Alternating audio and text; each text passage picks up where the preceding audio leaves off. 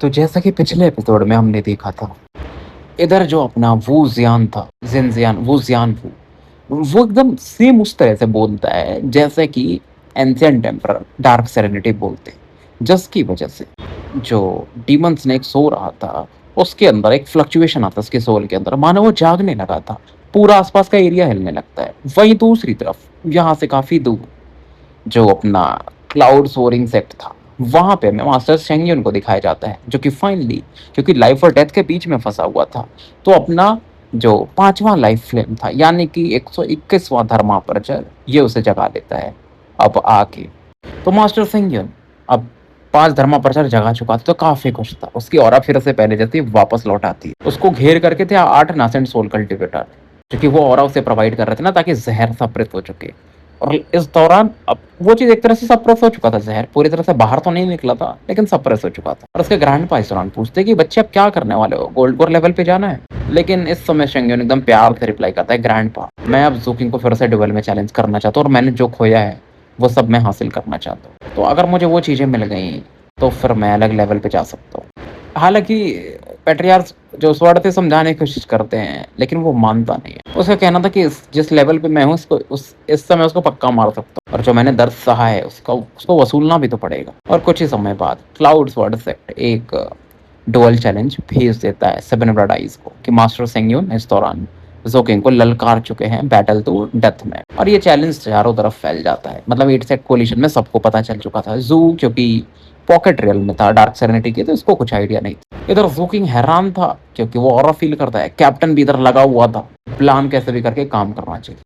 Ancient जो demon snake था, उसका जो सोल था वो जागने लगा, जिसकी वजह से जो भी कल्टीवेटर दूर में भी कल्टीवेट कर रहे थे ना, वो अचंभित हो जाते, और सबकी नजर वो जानवू पर पड़ती, जो कि अलग इस समय दिख रहा था। और इस दौरान कोई इनको डिस्टर्ब भी नहीं करता, ये अपने कल्टीवेशन में फिर से लग जाते, और जू भी उसी जगह बैठ जाता है जहां पहुंच चुका था, और सोल पावर एब्जॉर्ब करना शुरू कर देता। और कैप्टन भी इधर अपना वो जानवू अलग ही बोल रहा था, पूरा एक्टिंग में मानो डूब चुका था। मतलब डायलॉग मार रहे थे कि तुम छोटे सांप, ये वो, मैंने सही किया तुम्हें यहाँ पर क्रश करके, नहीं तो तुम्हारी जो हालत थी, जो जैसे तुम थे, तुम किसी को छोड़ते नहीं। अब जू किंग भी को थोड़ा सा ना चिंता होने लगती है कि अगर डीमन स्नेक का सोल पूरी तरह से जाग गया ना भाई, तो वो जानवू को एक बार में निकल जाएगा। इवन कैप्टन अचंभित हो जाता है, भाई ये थोड़ा ज्यादा हो रहा है, क्योंकि कैप्टन का प्लान कुछ और था भाई। वो दांत में जो खून लगा हुआ है ना डीमन स्नेक के कंकाल में, उसे वो भी चाहिए। और वो बोलते भी है कैप्टन तुरंत, ठीक है लिटिल जियान, हो गया, बस इससे ज्यादा कविताएं मत पढ़ो। अब वो जियान उस दौरान कैप्टन की तरफ देखता है, तुम्हारे जैसे लोग ऐसे बीच में कैसे बोल सकते, और एम्परर की ग्लोरी से मुझे पीछे नहीं रख सकते, क्योंकि भाई का यही तो ड्रीम था। कैप्टन को भी समझ में आता भाई ये बंदा, और फिर वो कैप्टन ज़ूकिंग से बोलता है, तुम इसको हैंडल कर पाओगे? नहीं तो फिर ये मानेगा नहीं और हमें भी मरवाएगा। लेकिन जू को पता था कि वो जान वो इतना एक्टिंग में नहीं घुसा है, वो ये जानबूझ के कर रहा है। अब जू क्या करता ना, वो एक इमेज निकालता है, मतलब एक टोकन निकालता है जिसमें कुछ छाया बनी हुई थी, चित्र बनी हुई, रिकॉर्डिंग थी उसकी। जैसे वो जियान वो स्लिप को देखता है, वो शांत हो जाता है, और वो कहता है तुरंत कि एल्डर ब्रदर्स, अगर आपको कुछ बात करनी तो आप पहले बोल सकते थे, कोई प्रॉब्लम नहीं। अब जू ये फिर स्लिप को रख लेता, और वो जियान वो एक चैन की सांस लेती। किसको मालूम था उसमें क्या रिकॉर्डेड था? वही जो भालू वगैरह पीठ में बच्चे लेके घूम रहे थे, जो सीन था, अगर आपको याद हो फिनिक्स वाले एरिया से, ये वहां का चीज था जो रिकॉर्ड किया था। और किसने रिकॉर्ड किया? पैट्रियार्च ने। तो डीमन का जो स्नेक सोल था ना, वो धीरे धीरे अब शांत होने लगता, लेकिन थोड़ा बहुत भी जो उसकी ऑरा जगी थी, तो ठीक ठाक भाई स्ट्रॉन्ग सोल पावर था। तो जू वगैरह तुरंत बैठ करके इवन वो जियान वो भी अपने कल्टीवेशन में लग जाता है, और जू का धर्मा अपर्चर बहुत तेजी से ट्रैवल करता है, 111वां खुल जाता है। और इस समय वो प्लम डार्क ने जो टोकन दिया था ना, ये उससे यूज करता है, और पॉकेट रियल के और सेंटर की तरफ पड़ जाता है, जहां पर एक ब्लडी लेक था, वहां सोल पावर और स्ट्रॉन्ग था, तो वहां बैठ जाता है कल्टीवेशन में बहुत तेजी से। ये जो औरत थी सोल की अब्सॉर्ब करना शुरू कर देता है, समय गुजरते जाता है। अब देखो कैप्टन के पास तो कोई तरीका नहीं था पॉकेट रियल्म के सेंटर में जाने का, तो वहीं बैठकर वो कल्टीवेशन में लगे रहते, लेकिन उनका ध्यान वो जो खून था ना उस पर तो था। सोल पावर भाई अपने अब्सॉर्ब कर रहे थे, लेकिन ध्यान तो खून पर था। मुझे वो दांत तोड़ना है जिसमें वो ब्लड लगा। इधर जू को 114वां धर्मापर्चर बढ़ते बढ़ते 116 तक खुल जाता है, और वो जियानवू की तरफ ये देखता है। वो जियानवू की तरफ जब देखता है, तो जियानवू मानो वेट कर रहा था। जियानवू तुरंत फिर से कुछ शायराना अंदाज में बोलता है स्नेक को, कुछ साल हो गए लिटिल लेमन स्नेक, तुमने मुझे काटा नहीं, शायद तुम जगे होगे। तुमने अगर मुझे काटा नहीं होता, तुम अभी भी जिंदा होते, मतलब जगे होते, इसलिए अब तुम यहीं पर खाओ पियो सो। अब जैसे ये बोलता है ना, डार्क स्नेक सोल का मानो स्नेक का जो सोल था वो जागने लगता, और वो चिल्लाता है डार्क सेरेनिटी। और वो तुरंत बोलता है जियानवू के बहुत हो गया, बस इतने पे रुक जाओ। जियानवू फिर शांत हो जाता, और जियानवू को तो इतना भी लगता है कहीं वो डार्क सेरेनिटी एम्परर का रिनकारनेशन तो नहीं है, पुनर्जन्म तो नहीं है। वेन कैप्टन भी थोड़ा समय के लिए अचंभित हो जाता है, क्योंकि ना तो ज़ू किंग को पता था, ना तो कैप्टन को पता था कि ये सही में पूरा काम करेगा, लेकिन ये अच्छे से काम कर गया था इनका तरीका। तो सोल पावर फिर से बढ़ता है। इधर ज़ू एब्ज़ॉर्ब करते-करते 117वाँ खोल लेता है। समय गुज़रते जाता है, 119वें तक पहुँच चुका था।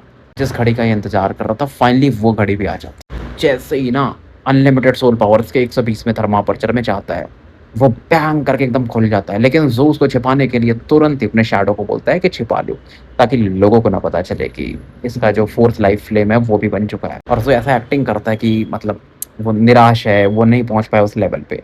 वो ज़ियानवू भी एक चैन की साँस लेता है, चलो यार। मतलब ऐसा नहीं कि वो बुरा चाहता था ज़ू का, लेकिन इतना जल्दी-जल्दी तरक्की इस चीज़ के लिए। लेकिन कैप्टन अलग वे में रिएक्ट करता है। ये फिर से लिटिल आह किंग या ज़ू किंग जो भी बोल रहे हैं, छिपा रहा है। और कैप्टन को भी लगता है इसको भी जल्दी से अपना एक और सीन खोलना पड़ेगा। इसके जैसा मेरा छोटा भाई होगा तो मेरे पे प्रेशर तो आएगा। ज़ू वहीं बैठा रहता है 1 घंटे तक 120वाँ थर्मापर्चर खोलने के बाद, ताकि लोगों को लगना तो चाहिए ना कि सच में फेल हुआ है और दोबारा ट्राई कर ले। उसका ध्यान था 121वें थर्मापर्चर। थोड़ा बहुत ट्राई करता है लेकिन वो मिलता नहीं है, और जानता था इतना आसान नहीं है। जब तक अपने बेल फायर सोल सोलिंग स्क्रिप्चर को भी ये ग्रेट सर्कल में पुश कर ले, और हर एक धर्मापर्चर ये सोल एक-एक सोल ट्रैप करने वाला। तो इसके धर्मापर्चर और पावरफुल हो जाएँगे, और जो बेल फायर सोल सोलिंग स्क्रिप्चर है उसका ट्रू पावर जो है, यानी कि स्टिगियन फ्लेम, ये उस लेवल पे पहुँच पाएगा, फ्लेम रिलीज़ कर पाएगा अलग लेवल का। और ये सोचता है ठीक है, अगर 121वाँ धर्मापर्चर नहीं मिला उसके बावजूद भी, तो फिर भाई ये गोल्ड कोर लेवल पे चला जाएगा। ज़ो अब खड़ा ही होने वाला, तभी इसका ध्यान किसी तरफ जाता है। जो खूनी तालाब था वहाँ पर, क्योंकि वहाँ पर ना वो साँप का खोपड़ी जैसा दिख रहा था, ऑरा फ़ील करता वहाँ पे। क्योंकि शायद ये जगह जो था ना वो डार्क सेरेनिटी ने बनाया था, पाँचों एलिमेंट को यूज़ करके। और ज़ो सोचता है क्या पावरफुल लेवल पे रहे होंगे उस समय डार्क सेरेनिटी, जो उन्होंने वॉइड रिटर्निंग सेकंड स्टेज के साँप को ऐसा कर दिया। मैं कब उस लेवल पे पहुँचूँगा? तो वो ऑरा थी, मतलब डार्क सेरेनिटी की, जो कि वो फ़ील करता है ज़ू। लेकिन बहुत हाई लेवल की ऑरा थी, तो ज़ू उसको उतना अच्छे से समझ नहीं पाता है। मतलब अभी इसकी उतनी समझ नहीं थी डाउ रेजोनेंस की। अगर जो पॉकेट रियल्म का टाइम लिमिट था 3 दिन का, वो भी लगभग करीब आ चुका था। अब ये सोचता है ना कि अगर डेली आ पाता तो ये टेक्निक को शायद ये कॉपी कर पाता, लेकिन डेली आप आ नहीं सकते क्योंकि पैसे बहुत लगते हैं। कैप्टन का ध्यान तो बस दाँत की तरफ था, लेकिन वो क्या कर सकता था? वो ज़ियानवू भी कोई चीज़ तो चाहिए था उसको, वो भी निराश था। तीनों फिलहाल यहाँ से गायब हो जाते और सेरेनिटी सेक्ट के बाहर प्रकट होते। सबसे ज़्यादा फ्रस्ट्रेटेड था अपना कैप्टन कि यार प्लम डॉग थोड़ा पहले आ गई होती, पैसा बच गया होता। ज़ू एक चीज़ की वजह से निराश था कि उसे वो टेक्नीक समझने को समय नहीं मिला। वो ज़ियानवू निराश था कि काश वो और समय रह पाता वहाँ पर, डार्क सेरेनिटी से जुड़ा हुआ जगह था। और कैप्टन का तो आपको पता है वो जो ब्लड था वो नहीं मिल पाया उससे। अब जो बाहर निकलता तो इसका जो जेड ट्रांसमिशन स्लिप था ना, उसमें लगातार मानो मैसेज की बौछार होने लगती, और सभी मैसेज जो रिलेटेड थे मास्टर सेंग्यून से रिलेटेड थे कि वो बंदा भाई बहुत पावरफुल हो गया और तुम्हें डेथ बैटल के लिए ललकारा है। और बैटल जो होने वाला था ये 2 दिन पहले वैसे शेंगन ने बोल दिया था। और लोकेशन ना तो सोरिंग क्लाउड्स और स्वॉर्ड इफेक्ट का था, ना तो सेवन ब्लड आइज का था। इन दोनों से दूर था माउंट डार्क टावर, जो कि डार्क सेरेनिटी सेक्ट ही कंट्रोल करता था। अब ज़ू की आंखों में भी ना एक अलग ही कोल्डनेस था, और किलिंग इंटेंट भी सातवें आसमान था। क्योंकि शेंगी उनसे तगड़ा दुश्मन अभी तक तो इसे नहीं मिला था सेम लेवल पे। कैप्टन को भी पता चल गया था, तो कैप्टन स्माइल करते हैं कि और लिटिल आकिंग क्या करना है? तुम्हें क्या लगता है उस मास्टर सेंग्यून ने 5 फ्लेम लेवल पे पहुंच गया? तुम्हें मेरी जरूरत पड़ेगी? तो बोलता है नहीं, एक बार हरा चुका हूं तो दोबारा भी हरा। तो तुरंत ये माउंटेन जो डार्क टावर था उस तरफ मूव करना शुरू कर दिया। डेथ बैटल था, ज़ू तो इसी समय का इंतजार कर रहा था, ताकि वो जो इंपीरियल क्लास टेक्निक है उसके पास, मतलब शेंग्यून के पास ना, उसके इसेंस का ब्लड अगर इसे मिल जाए तो इसका जो गोल्डन क्रो है ना वो इवॉल्व हो जाएगा। ज़ू जब यहाँ तक पहुँचता है तब तक दोपहर का समय हो चुका है। दोपहर का मतलब शाम के करीब आ चुका था। और ये जगह भी काफ़ी इंपॉर्टेंट था ना, माउंट डार्क टावर। यहाँ पर ना बहुत सारे लोग आके कल्टीवेशन करते थे। अब ज़ू पहुँचता तो एक हलचल सी मच जाती, और ज़ू यहाँ पर क्रॉस लेग्ड होकर बैठ जाता और सोरिंग क्लाउड वर्डसेक की तरफ देखता है। थर्मा फोर्स को फोकस करता अपने गले में। कल वेट करने की जरूरत नहीं है मास्टर सेंग्यून, अगर बैटल करना है तो अभी आ जाओ। और थर्मा फोर्स फोकस करके बोलता तो इसकी आवाज फैल जाती, और थोड़े समय बाद ही मास्टर सेंग्यून यहाँ पर प्रकट होते, जो पहले से काफी अलग दिख रहे थे। खास करके उनका राइट जो आई था वो ब्लैकिश ऑरा के साथ दिख रहा था, जिसमें गोल्डन क्रो की ऑरा थी। और उस समय जितने भी कोलिशन का डिसाइपल्स यहाँ पर पहले से मौजूद थे वो भी शॉक हो जाते। अब ये बैटल जो था और ऐतिहासिक होने वाला था, क्योंकि वैसे पहले ज़ू ने हराया था, लेकिन अब फिर से वो बैटल होने वाला था। और शिंग्यून की आंखों में एक अलग लेवल का गुस्सा देखा जा सकता था। तो जो बैटल था ये सेंटर ऑफ अट्रैक्शन था, सभी का ध्यान इसी तरफ था। शिंग्यून चिल्लाता है ज़ू किंग। इस समय जब ये चिल्ला रहा था ना, पूरे दर्द अपने याद कर रहा था जो इसे सहने पड़े थे ज़ू किंग की वजह से। ज़ू इसकी तरफ कोल्ड लुक देता है और फिर बाकी लोगों की तरफ देखता है जो यहाँ पर आ चुके थे बैटल देखने के लिए, और कुछ कहता नहीं है। सोच रहा था कि ये सब जो लोग हैं इनकी वजह से इसको क्या फ़ायदा मिल सकता है। तो यहाँ पर जो वो 9 स्प्रिंग वाला अटैक है जो मास्टर 7th ने इसको सिखाया था, वो तो यूज़ नहीं कर सकता, क्योंकि मार नहीं पाएगा। क्योंकि नहीं तो लोग देख लेंगे ना, वो अटैक बहुत फ़ियर्स है, फॉरबिडन अटैक टाइप। अब ये सोचता मैं कितने सीक्रेट्स यहाँ पर रिवील कर सकता हूँ, और मुझे पता है ये बंदा कैसे एक्ट करता है। इसको मैं दर-बदर कमज़ोर करते जाऊँगा, फिर मैं इसका वो जो रेविजमिस्ट बर्ड का एसेंस है उसे डेवोर कर जाऊँ। तो ये अपना प्लान तो सोच चुका था, और फिर वो मास्टर सिंह से कहता है मेरे पास 2 लाइफ सेविंग आइटम्स हैं। दोनों टेलीपोर्टेशन ये निकालता है और ज़मीन पे फेंक देता है, और दूर फेंक देता है बेसिकली। लोग भी हैरान हो जाते हैं कि ये क्या चल रहा है। इवन शेंग्यून ने ऐसा नहीं सोचा था। शेंग्यून हँसता है और अपना जेट स्लिप निकालता है, वो भी साइड में फेंक देता है। इसका भी वो लाइफ सेविंग आइटम था, और उसके बाद ये दोनों एक दूसरे की तरफ रश कर देते हैं, यानी बढ़ जाते हैं बैटल करने के लिए। बाहर ही अगर देखें तो उनके हिसाब से ये बैटल क्या था कि 3 life flame versus 5 life flame. लेकिन ज़ू के पास 2 लाइफ लैम्प भी हैं, तो सेम लेवल पे पहुंच गए, और दोनों के पास इंपीरियल क्लास टेक्निक है, तो दोनों लगभग एक दूसरे के बराबर ही हैं पावर लेवल में। लेकिन लोगों को अंतर ये नहीं पता था कि जो ज़ू के 2 लाइफ लैम्प है ना, वो एक दूसरे को कॉम्प्लीमेंट करते हैं, तो उसका पावर और बढ़ जाता है, एम्पलीफाई हो जाता है। तो दोनों इस दौरान माउंट टाक टाओ पर अब क्लैश करना यानी बैटल करना शुरू कर चुके थे। ज़ू किंग 9 स्प्रिंग वाला अटैक यूज कर रहा था, लेकिन 8 मुक्के तक ही जाता है, 9वां यूज नहीं करता था। और ज़ू बैटल हो रहा था, दोनों ऐसा पंचे एक दूसरे को मारते हैं, पीछे हटते हैं, और वो अभी भी फुल पावर तो यूज़ नहीं कर रहा था। एक लाइफ फ्लेम अगर आपको याद हो तो 119 तक, 120 में इसने अपने परछाई से ढकवा लिया था। उधर ज़ू की परछाई जो थी वो काम नहीं कर सकती मास्टर सेंग्यून पे, क्योंकि मास्टर सेंग्यून ने उनके जो धर्मा पर्चर्स थे उन्हें एक ऑरा से सील करवा दिया था अपने ग्रैंड पास से। और ज़ू का प्लान यही था कि अगर मास्टर सेंग्यून के एसेंस को एब्ज़ॉर्ब करना है, तो पूरे जो उस बंदे के पास सीक्रेट वेपन्स है ना, उसे निकलवाते जाना है। ज़ू किंग का परछाई भी तैयार था और ज़हर भी तैयार था। और एक चीज़ ज़ू रियलाइज़ करता है बैटल के दौरान कि सेंग्यून पहले से बहुत फास्ट है, लेकिन अब इन चीज़ों के बारे में सोच के मतलब नहीं।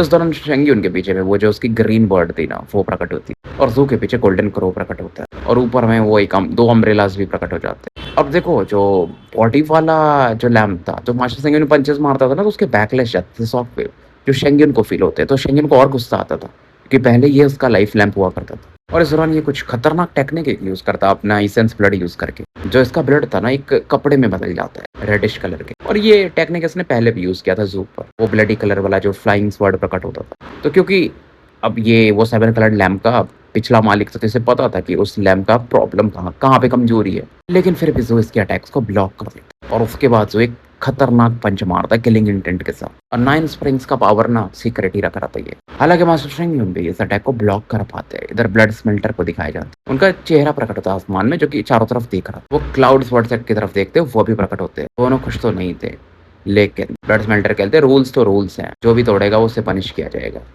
क्लाउड स्वॉर्ड रिप्लाई नहीं करते, और ज़ू जैसा सोच रहा था वैसा ही होता है, मतलब पावरफुल लोग यहाँ पर आ चुके हैं। इधर मास्टर सेंग्यून 3 स्वॉर्ड लाइट प्रकट करता है और ज़ू की तरफ बढ़ा देता है, और ये अटैक भी इसने देखा था, लेकिन ये अटैक पिछली बार से अलग था। लेकिन अब ज़ू के पास भी तो मैजिकल टेक्निक है, तो अब इसको टेंशन नहीं था। और इस बार जो ये टेक्निक यूज करता है ज़ू अपना, वो 9 फोल्ड सुनामी अटैक जो था, तो एक अलग ही सी वाली ऑरा बन जाती है, जो कि हर एक अटैक को ब्लॉक कर देती है स्वॉर्ड के। लेकिन फिर पीछे से दूसरा और तीसरा भी तलवार प्रकट होते हैं। दूसरे तलवार को तो ज़ू अपने मुक्के से ही ब्लॉक कर देता। तीसरा तलवार जैसे कि नॉर्थ कोस्ट हेवन सेकिंग स्वॉर्ड कहा जाता है, वो बढ़ रहा था, लेकिन ज़ू 9 सुनामी के 4 लहर यूज करता है, 4 वेव्स, और इससे भी ब्लॉक कर देता है, और उसका एक्सप्रेशन नहीं बदल रहा। और ज़ू जैसे जैसे कदम लेता है ना, एक कदम आगे बढ़ता है, 5 कदम लेता है, तो 5 सुनामी की लहरें उठती और शेंग्यून की तरफ बढ़ती है। ऐसा प्रतीत हो रहा था, दिख रहा था कि जो माउंट डार्क टावर है ना, पानी से भर चुका है। शेंग्यून हैरान था, ये बैटल बिल्कुल अलग था पिछली बार से।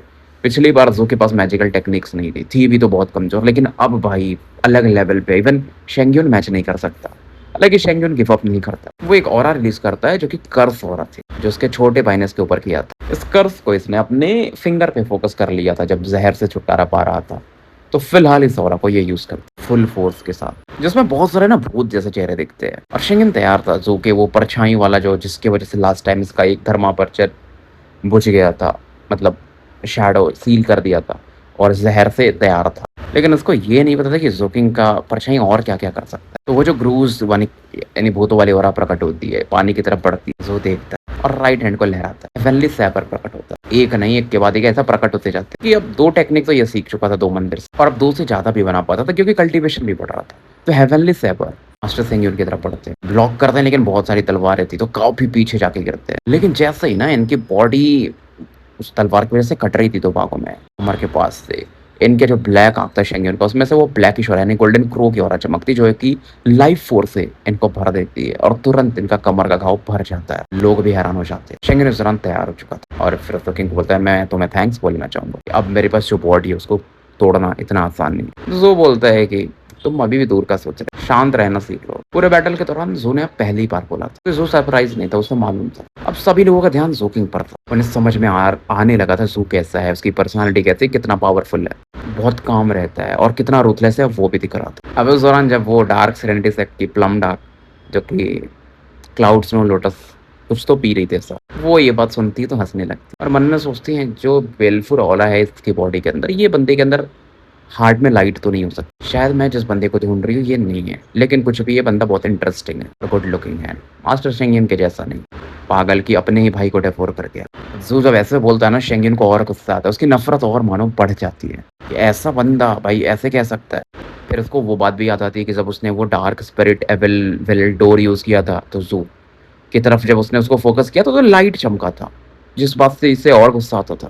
तो इसे उस समय भी भरोसा नहीं हुआ था कि ऐसा बंदे के अंदर से लाइट कैसे आ सकती। तो फिलहाल ये अपने फुल पावर को यूज़ करते हैं, यानी 5 फ्लेम बैटल प्रोवेस प्लस इसका जो वो जो रेवेजमिस्ट बर्ड है, नहीं 6 फ्लेम प्रोवेस, और वो गोल्डन क्रो जो राइट आई में इसके और थी, तो उससे लाइफ फोर्स मिल रहा था। तो बोल सकते हो 7 लाइफ फ्लेम के बहुत करीब था, जिसकी वजह से काफ़ी कॉन्फिडेंट था कि जो किंग को मार सकता। तो राइट हैंड को आगे बढ़ाता है, टेक्निक यूज़ करता है 5 फ्लेम रेडिएंट डिवाइन कैनोपी। जैसे ये शब्द ये बोलता है, 5 ब्लडी कलर्ड स्वर्ड प्रकट होते, खतरनाक शार्प थे। बेसिकली ये 5 लाइफ फ्लेम थे मास्टर शेंगियन के, ऐसा भी कह सकते हो। आसमान में जो बादल थे ना भाई 3 किलोमीटर तक, वो सब उबलने लगते हैं। वो 5 स्वर्ड लाइट 5 उंगलियों में मानो बदल जाते हैं। लोग एकदम अचंभित हो जाते हैं कि यार ये हो रहा। वेंजो भी थोड़ा सा सीरियस होता है, क्योंकि क्लाउड में ना एक और वो फील कर रहा था, जिसकी वजह से वो अचंभित होता है। 5 फिंगर्स में कुछ अलग हो रहा है, इस प्रकार की हो रहा है, बट थोड़ा मुश्किल था, लेकिन किसी प्रकार का विल फील हो रहा था। इवन जो पुराने लोग थे ना, वो भी अचंभित होते हैं। जैसे पैट्रियार्च क्लाउड तो काफी खुश हो जाते हैं अपने पोते को देख करके, ये मेरा पोता एंसेंट एम्परर बन सकता है। ये किलिंग डोमेन का इसे एनलाइटनमेंट मिल चुका है। 5 life flame great circle power पे है, क्योंकि लमडा के दौरान अपना लोटस सीड पी रही थी कि हाँ इस बंदे के पास टैलेंट तो है शेंगियन के पास। तभी तो सोरिंग क्लाउड वालों ने गोल्डन क्रो क्लोन भी मांग लिया, मतलब जो इनके बड़े भाई बोल लो या 8 कोलिशन के जो प्रेसिडेंट है। जो किंग आसमान की तरफ देखता है कि मास्टर शेंगियन पहले से भी स्ट्रांग हो चुका था। लाइफ लैम्प होता तो कितना स्ट्रांग होता सोच लो। नॉर्मल लोग तो एटलीस्ट ऐसा नहीं कर सकते। अब जो इस दौरान अपने हाथ को हवा में लहराता है और ब्लैक फॉग जैसा कुछ तो प्रकट होता है, पूरा माउंट डार्क टाउ को ढक लेता है। नीचे में ब्लैक सी ऑफ फॉग था, ऊपर से वो 3000 ब्लडी शौरा जो शेंगियन ने बनाया था वो एक दूसरे की तरफ पड़ता है। ये जोकिंग का ग्रू आर्ट था जो मास्टर ने दिया था ना इसको, डार्क सेरेनिटी का। उसके अंदर भी एक फिंगर दिख रहा था, और वो जो फिंगर दिख रहा था ना बेसिकली उसमें वो हेवनली स्पाइक जो जोकिंग गया था वो पॉकेट चेम्बर में, जहाँ पर उसने वो ऑरा देखा था, पूरा समझ तो नहीं पाया था, हल्का फुल्का ही वो ऑरा भी मिक्स था। ब्लड स्मेल्टर अलग ही हंसते हैं, लम डाक उधर दूर बैठे स्माइल करते, यार ये तो खतरनाक हो गया। तो जोकिंग का डार्क सेरेनिटी कर्स और सामने वाले का मास्टर शेंगियन का 5 फ्लेम डिवाइन कैनोपी एक दूसरे से टकराते। शेंगियन हैरान हो जाता है, क्योंकि उसका ये जो अटैक था ना कैनोपी अटैक, वो कोलैप्स कर जाता है। उसमें इसकी ऑरा मिक्स थी, तो ब्लड उसके मुंह से बाहर आने लगते। और जोकिंग का भी अटैक भाई कोलैप्स होकर जाता है, और वो भी थोड़ा पीछे जाके गिरता है। शेंगियन का राइट आई चमकता है और उसके जो जख्म थे वो हील होने लगते, और एक डार्क रेड कलर की तलवार ये निकालता जिसमें जहर भी मिक्स था। अब जू को ये ऑरा फील नहीं पता नहीं था। बेसिकली जू इस ऑरा को पहचान लेता है जब थोड़ा करीब आता है, तो क्योंकि ये वही जहर है, वो जो पॉइजन पिल था ना जो जू को मिला था, जो इसने यूज किया था मास्टर शेंगियन पर, उसी की ऑरा थी। वो जो शेंगियन के अंदर से जहर को निकाल रहे थे, तो उसी जहर को इस्तेमाल करके ये ब्लेड पर लेप दिया गया था ताकि ये और पावरफुल बन जाए। पीछे में उसके रेवेजेमिस बर्ड भी प्रकट होती है, गोल्डन क्रो भी राइट आई में चमक। स्पीड लौंडे का बहुत फास्ट था, सीधा जोकिंग के छाती को एम करके ये अटैक कर देता है। जू को ऐसा दिखाया जाता है, जू भागने लगता है, और शेंगियन ना वो गैप भरने को देखता है, जल्दी जल्दी बढ़ रहा था। जोकिंग के कैलकुलेशन के हिसाब भी सही समय नहीं है इसको अपना फुल पावर रिलीज करने, थोड़ा और समय, मतलब अभी तक ये 119 धर्मापर्चर का ही पावर यूज कर रहा था, लाइफ लैम्प से अपने को प्रोटेक्ट करके रखा था। लेकिन फिर भी वो जो अटैक था ना भाई, जू के हर एक जो डिफेंसेस थे वो कोलैप्स होते जाते। लेकिन जो भी इस दौरान वो जहर तो पहले ही आसपास फैला चुका था, तो तुरंत उसको एक्टिवेट कर देता। मास्टर शेंगियन का लाइफ फोर्स कितना भी स्ट्रांग हो, वो फिर भी इन्फेक्टेड फील करता और पीछे हट जाता है। उसके अंदर में जो करप्शन लेवल था वो भी बढ़ जाता है। तो इस मौके का फायदा उठा करके शेंगयून की तरफ पड़ता है। अब शेंगयून क्या करता है ना, इसका ये जो सी स्वॉर्ड था उसे एक्सप्लोड कर देता है। शॉकवेव पावरफुल था तो ज़ोकिंग को फिर से पीछे हटना पड़ता है और फिर से इस एरिया को ये सील कर देता है, तो कोई नहीं देख सकता था कि अब क्या हो रहा है बैटल में।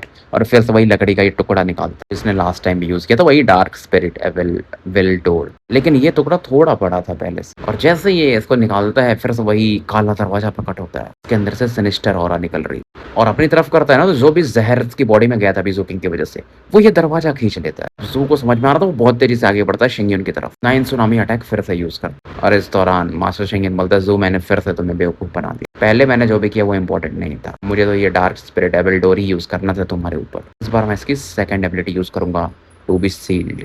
और जैसे ही ना ये दरवाजा ज़ोकिंग की तरफ करता है, तो ज़ोकिंग की तरफ करता है तो वही फिर से लाइट निकलती है और डार्क सेरेनिटी सेक्ट में इस दौरान प्लम डार्क, जो कि वो सूप पी रही थी लोटस सीड वाला, वो बर्तन इनके हाथ से छूट के गिर जाता है। और फिर ये बोलती, क्या मैंने वो लाइट देखा? देखा तो था, क्योंकि पावरफुल लोग है। देखो शेंगयून कितना भी कवर कर दे, जिनका कल्टीवेशन बहुत ऊपर होता है वो देख ही सकते हैं। इस बार ये दरवाजा खुलता है ना, काफी अलग था। ज़ोकिंग अपने बॉडी में एक अलग हीट फील करता है, इसकी बॉडी गलने से लगती है। लेकिन वो अच्छी बात थी कि भाई के पास वो वायलेट क्रिस्टल का पावर था, तो इसकी बॉडी और प्लस गोल्डन क्रो की वजह से फिर भी ये इस हीट को झेल पा रहा था। फिलहाल वो लाइट चमकती फिर गायब हो जाती है और ज़ू ना एक ऑरा में सील हो जाता है। और वो लाइट काफ़ी कोल्ड फील होती है ज़ू को। बहुत दिनों बाद इतना कोल्डनेस इसने फील किया था और उस आइज़ में ही मानो ये इसकी बॉडी पूरी फ्रीज़ होने लगती है। लेकिन सामने वाले को क्या लग रहा था कि ज़ू को जो पावर में सील किया उसने 3 लाइफ फ्लेम का बंदा है, उस हिसाब से सील किया था। वो अपने 4th लाइफ फ्लेम को अब इग्नाइट करने वाला था। इग्नाइट करेगा तो भाई का पावर 7 फ्लेम लेवल पे होगा, फिर आराम से इस बर्फ के अंदर जो सील है तोड़ देगा। लेकिन ज़ू इस दौरान कुछ ऑड नोटिस करता है, जो बर्फ का पावर है ना, इसकी परछाई को कुछ भी नहीं कर रहा है। इवन परछाई तो अच्छा फील कर रहा है। परछाई चाहे तो इस बर्फ की ऑरा को एब्जॉर्ब कर ले, क्योंकि बर्फ की ऑरा में वो ग्रूइश हो रहा है। लेकिन ज़ू फिर भी उसको कुछ ऑर्डर नहीं देता, नहीं तो परछाई तुरंत ही भाई सील को तोड़ देता, निपटा देता। शेंगयून इस दौरान आगे बढ़ता है कि ज़ू अब तो मैं लेके रहूंगा बदला। लेकिन इस दौरान ना ब्लड स्मेल्टर देखते कि यार इनके डिसाइपल के साथ गलत होने वाला है, तो वो आगे बढ़ते हैं। लेकिन क्लाउड स्वॉर्ड इन्हें ब्लॉक कर देते कि नहीं, ऐसे बैटल में कैसे आप बीच में पड़ सकते हो। मास्टर 7th पढ़ते हैं तो उन्हें भी जो क्लाउड स्वॉर्ड सेट का एक दूसरा बंदा था वो रोक देता है। लेकिन फिर भी डाउट तो था प्लेटरियार्च क्लाउड को कि ज़ोकिंग उस एरिया में सील कैसे हो सकता है। लेकिन ब्लड स्मेल्टर एक्शन ले ली तो उन्हें भी समय मिला नहीं था। कैप्टन की आंखें भी ब्लड शॉट थी, वो आगे बढ़ते हैं लेकिन एक gold core cultivator cloud sword set का उन्हें ब्लॉक कर देता है। मास्टर 7 को भी ब्लॉक किया जा चुका था। इस दौरान अब जो शेंगयून था कि बोलता है, ज़ोकिंग आज तो तुम्हें कोई नहीं बचा पाएगा। और उसकी जो रेवेजेम स्पॉट थी ना, वो गोल्डन क्रो की तरफ पड़ती। शेंगयून की आंखों में लालच काफी ज्यादा था। कैसे वो गोल्डन क्रो को डिवोर करने जाता है, ज़ू की आंखें एकदम लाल चमकती है। शेंगयून की फट जाती है, क्योंकि तो मूव नहीं कर पाना चाहिए ना भाई, लेकिन वो मूव कर रहा था और तुरंत ज़ोकिंग सीलिंग ऑरा तोड़ने लगता है। अब शेंगयून बोलता तुम, पीछे हटने लगता है। ज़ू ने अपना वो चौथा फ्लेम भी रिलीज कर दिया था और 2 अम्ब्रेला गोल्डन क्रो सभी फुल पावर पे रिलीज करता है और बोलता है इस बार तुम मूर्ख बन चुके हो, तुम्हें पता भी नहीं चला। गोल्डन क्रो अपनी चोंच खोलता है और रेवेजिमिस्ट बर्ड को निपटाना यानी एब्जॉर्ब करना शुरू कर देता है। इसी मौके का तो बेसिकली ज़ू वेट कर रहा था। मारने से पहले, मारना क्योंकि मुश्किल होगा, एटलीस्ट मैं इसकी इंपीरियल फ्लास्क की टेक्निक को डेपोर कर लूँ। लोग अचंभित हो जाते हैं, कैप्टन काफी खुश हो जाता है। अब गोल्ड कोर कल्टीवेटर बचाने को देखता है लेकिन कैप्टन उससे ब्लॉक कर देता है और जो दूसरा बंदा था उसे मास्टर 7 ब्लॉक कर देते हैं और जो पैट्रियार्च थे स्वॉर्ड, उन्हें ब्लड स्मेल्टर ब्लॉक कर देते हैं हंसते हुए कि बीच में हम कैसे जा सकते हैं। तो जो गोल्डन रेवेजिमिस्ट बर्ड की ओर आती है, जिसे हम क्विंटेंसेंस ब्लड कहते हैं, इसेंस ब्लड, उसे ज़ू अपने मुंह में ऐसा डिवोर कर लेता है, मतलब मुंह में ही अभी तक रखा था। मास्टर सेंग्यून चिल्लाता है, वो कुछ कर भी नहीं पा रहा था भाई, उसकी ऑरा वीक होते जाती है। दौरान जो मास्टर सेंग्यून के अंदर में गोल्डन लाइट की ऑरा थी ना, वो ब्लॉक करने को देखी और इसके पास नासेंट सोल का डिफेंसिव पावर भी था। वो ज़ू पर अटैक करता है लेकिन ज़ू के पास भी तो वो लिमिटलेस क्राउन था, वो उसे ब्लॉक कर देता।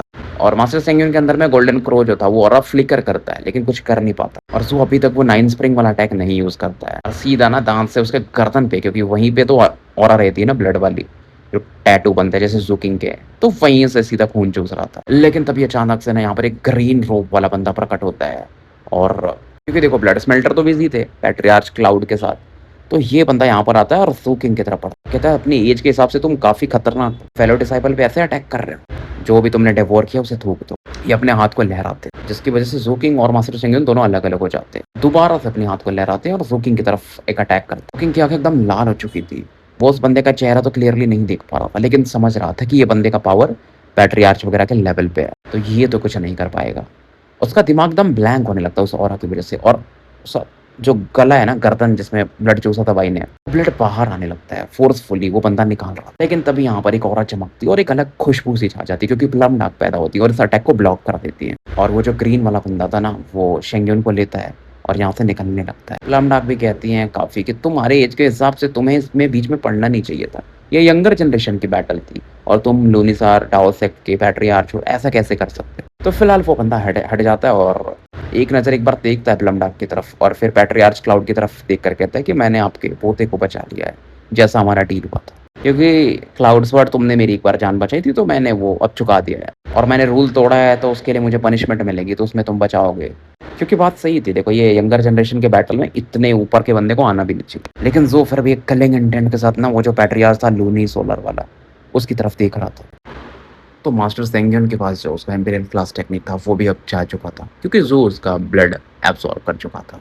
ज़ो को पता था कुछ तो चीज़ ऐसी चल रही है जो ये अभी समझ नहीं पा रहा है ऊपर के लेवल पे। और फिलहाल वो जो डार्क स्पिरिटेबल डोर था ये उसे भी रख लेता है, जो इसने अपने 2 एंट्रोपिक टेलीपोर्टेशन थोड़े दूर में फेंके थे और शेंग्यून ने भी अपना कुछ तो लाइफ सेविंग आइटम फेंका था, उन्हें भी कलेक्ट कर लेता है और जो इसेंस ब्लड था फाइनली उसे निकल जाता है। इस दौरान जो अपने प्रेसिडेंट थे आटोसेक कोलिशन के, वो प्रकट होते हैं और सबको समझाते हैं। सभी लोग इन्हें रिस्पेक्ट दिखाते हैं कि हम सभी की मतलब सेक्ट कोलिशन के पार्ट है तो एक दूसरे से ऐसी चीज़ें नहीं करनी चाहिए। लेकिन फिर भी वो बोलते हैं रूल्स तो रूल है, जिसने भी तोड़ा उसे सज़ा तो मिलेगी। मतलब ये जो फेलो डाविस लूनिसोलर थे उनसे कहते हैं, और आप ऐसा कब से करने लगे? ठीक है, मुझे पता है आपके और पैट्रियार्च क्लाउड में अच्छा रिलेशन, लेकिन किसी के लिए रूल नहीं बदल सकता। तो आप 10 साल के लिए जो बोनस मिलता है ना प्रॉफिट का, वो आपको नहीं मिलेगा। और फिर वो ब्लड स्मेल्टर को भी बोलते हैं कि तुम्हारा भी टेम्पर की वजह से तुम्हें भी सेम पनिशमेंट मिलेगा। और वो फिर जोकिंग को बोलते हैं कि तुमने अच्छा परफॉर्म किया है, ब्लड स्मेल्टर का भी पहले सजेशन था, तो आज से तुम्हें जो डाओ चाइल्ड को पैसे मिलते हैं बहुत सी चीज़ें, यानी कि 80 लाख स्पिरिचुअल स्टोन हर साल तुम्हें मिलेंगे और 8 सेक्ट के दरवाजे तुम्हारे लिए खुले हैं। हर एक सेक्ट का जो डिफेंस है ना तुम्हें सेफ कार्ड देगा और तुम्हारा नया स्टेटस पब्लिकली अब अनाउंस हो जाएगा पूरे एम्परर सिविंग प्रीफेक्चर में। और तुम अब 8 से कोलिशन के टैबू ट्रेजर्स का प्रोजेक्शन यूज कर सकते हो, मतलब परछाई जैसा हल्के से हो रहा। और फिर वो शेंग्यून से बोलते हैं कि तुम्हारे अंदर शुरू से बहुत पोटेंशियल था, तो फेलो डाविस क्लाउड तुम्हें फिर से वापस ले जाएंगे और देखेंगे तुम कितना रिकवर हो सकते हो। मेरा गोल्डन क्रो तुम्हारी बॉडी तो रिकवर कर देगा, तुम्हें अब गोल्ड कोर लेवल पे जल्दी से चले जाना चाहिए। और अब ये मैटर खत्म हो चुका है, तो फिलहाल ये यहाँ से गायब हो जाते हैं। इस दौरान जो लूनाई सोलर पैट्रियार्च थे वो शेंग्यून को क्लाउड स्वर्ड की तरफ फेंक देते हैं, स्मेल्टर की तरफ देखते एक स्माइल देते हैं और फिर चले जाते हैं। पैट्रियार्च क्लाउड देखते हैं इनका पोता तो बेहोश था, लेकर ये चले जाते हैं। ब्लड स्मेल्टर कुछ कहते नहीं है, जो की तरफ खुश होकर देखते हैं और चले जाते हैं। मास्टर 7 यहीं रुकते हैं, जोकिंग की तरफ जाते हैं और स्माइल करते हैं और उसकी इंजरीज पूरी हील करते हैं। तुमने चीज़ों को बहुत अच्छे से हैंडल किया है। उसके बाद कैप्टन की तरफ लुक देते हैं कि तुम भी आ रहे हो, चलो। कैप्टन मन में सोच रहे थे ओल्ड मैन इतना बायस्ड कैसे हो गए, आप मेरी फीलिंग को हर्ट कर रहे हैं और मैं तो आपका मेन अप्रेंटिस हूँ, पहला। तो फिलहाल ये लोग 7 ब्लड आइज की तरफ बढ़ जाते हैं। जो शांत था तो कैप्टन कहते इतना शांत क्यों?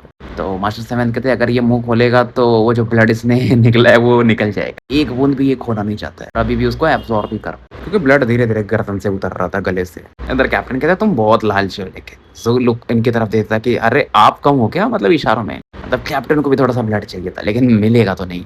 इस दौरान बोलते हैं कि हमारे प्रेसिडेंट एक गेम खेल रहे हैं। मास्टर 7 ज़्यादा तो नहीं बताते और बोलते हैं कि देखो ये सब छोड़ो बातें, तुम अभी सेफ हो, लेकिन वॉइड रिटर्निंग लेवल के लोग जैसे कि पैट्रियार्च हो गए या लूनिसोलर डाओ वाले हो गए पैट्रियार्च, बाकी पैट्रियार्च, वो जब कोई भी काम में हाथ डालते हैं ना उसके पीछे बहुत रीज़न रहता है, कई रीज़न रहते हैं, एक रीज़न नहीं होता है। कोलिशन में बहुत सारे सेक्ट है, सबको प्रॉफिट चाहिए, मतलब ये कुत्तों का खेल है, जो अच्छा कुत्ता है और दूसरे कुत्ते को निकल जाएगा। कैप्टन भी कहते हैं कि यार, मतलब मास्टर 7 का कहना सीधा सीधा यही था कि तुम अभी बहुत वीक हो, क्योंकि जो जब लुक दे रहा था ना तो वो समझ रहे थे। और कैप्टन भी कहते हैं हाँ यार हम बहुत वीक है। तो फाइनली 7 ब्लड आइज का जो माउंटेन था जहाँ मास्टर 7 रहते थे, ये वहाँ पहुँच चुके थे। इस दौरान ये कहते प्लम डार्क, जब ये नाम लेते तो कैप्टन भी सोचते हैं हाँ अब क्या हुआ, जो कुछ कहता नहीं है। फिर वो बोलते हैं फोर्सिबली कोशिश करो कि उसके साथ अच्छे से रहो। और उसके बाद वो इनकी आंखों में एक अलग निराशापन या जो भी था, उसके बाद चले जाते। कैप्टन कहते यार, दिमाग चलता है कैप्टन का शैतान वाला, अरे ऐसा तो नहीं, लेकिन जो कैप्टन को इग्नोर कर और अपने 7 ब्लड आइज वाला जो बर्थ था जहाँ ये बैठता था वहां पहुंच जाता और कल्टीवेशन में लग जाता है। अब क्योंकि ब्लड एब्जॉर्ब कर रहा था ना, इसके पीछे में जो टोटम टैटू था गोल्डन क्रो का, वो चमकता है खतरनाक। क्योंकि अगर देखो आपको अपनी इंपीरियल क्लास टेक्निक को ना, उसकी ऑरा को बढ़ाना है तो आपको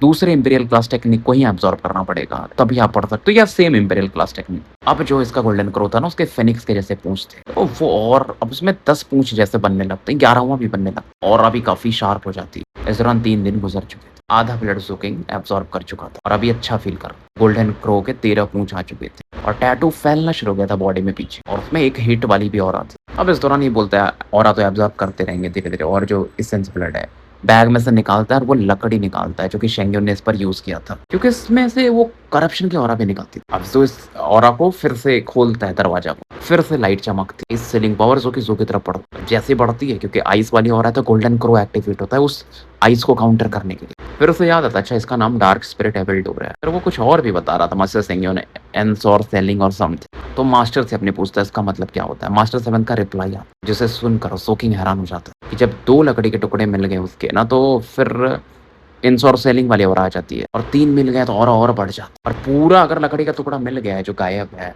तो क्या होगा ज़ू ये सोचता है। फिलहाल ज़ूकिंग इस ऑरा को शांत कर देता है और शेंगुन ने इस बार क्योंकि उसके पास 2 लकड़ी के टुकड़े थे तो वैसा ऑरा यूज़ करता है। बेसिकली ऑरा क्या करती है ना सामने वाले के लाइफ फोर्स को ही सील कर देती है और सोचता है अगर मैं ये दरवाज़ा कैप्टन पे यूज़ करूँ तो क्या होगा। ये सब ये कर ही रहा था तभी इसके जो जेड ट्रांसमिशन था उससे मैसेज आता है कि मुझसे मिलने आओ। कुछ है जो मुझसे तुम्हें मतलब मैं तुमसे पूछना चाहती हूँ। ये प्लम डार्क की आवाज़ थी, उसके टोकन से जोड़ थी। ज़ुकिंग देखता है भाई अब रात का समय था, बोलता है सीनियर अभी तो बहुत रात हो चुका मैं कल आता हूँ। फिर एक और मैसेज आता है फ्लर्टी आवाज़ में, अरे कोई नहीं आ जाओ। तो फिलहाल हम स्टोरी यहीं समाप्त करते हैं और मिलते हैं फिर कल एक नए एपिसोड के साथ। तब तक के लिए मैं आपका साथी एन अल्केमिस्ट AKA मुसाफिर विदा लेता हूँ।